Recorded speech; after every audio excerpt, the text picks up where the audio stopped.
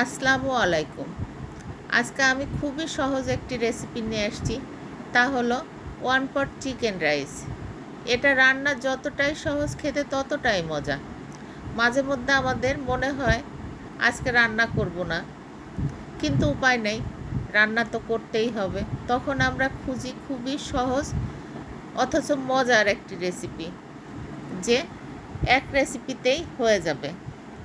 তখন এটা ট্রাই করতে পারেন, খেতে কিন্তু অসম্ভব মজা হয়। তো এর জন্য লাগবে আমাদের মুরগির মাংস। এখানে আমি পুরা একটা মুরগি নিয়েছি। তো প্রথমে চুলায় একটি প্যান দিব, তার মধ্যে আমি 3 টেবিল চামচ সয়াবিন তেল আর 2 টেবিল চামচ ঘি দিব। দিয়ে এর মধ্যে আমি কিছু আস্ত গরম মশলা দিব। এরপর আমি কোয়ার্টার কাপ পেঁয়াজ কুচি আর স্বাদ মতো লবণ দিয়ে একটু হালকা ব্রাউন করে ভেজে নিব।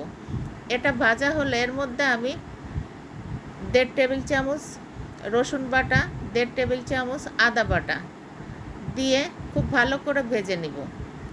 এটা ভাজার পরে এর মধ্যে আমি হাফ চা চামচ মরিচের গুঁড়া, 1 চা চামচ জিরার গুঁড়া, 2 চা চামচ ধনিয়ার গুঁড়া দিয়ে একটু নেড়ে চেড়ে সামান্য একটু পানি দিয়ে মশলাটাকে খুবই ভালোভাবে কষিয়ে নিব, উপরে তেল উঠে আসা পর্যন্ত।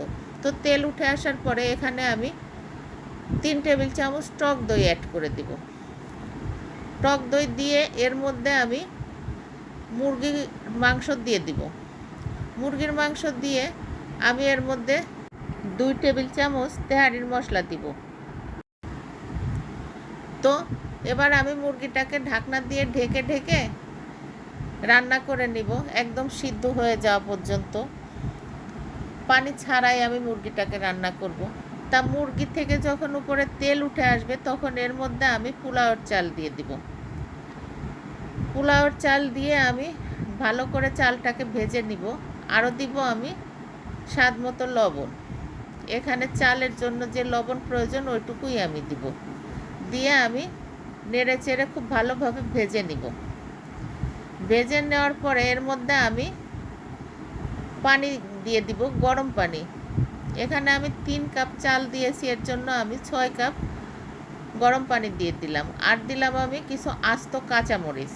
এই কাঁচামরিচটা দিলে ফ্লেভারটা খুবই ভালো আসে। তো এই তো আমার রান্না শেষ।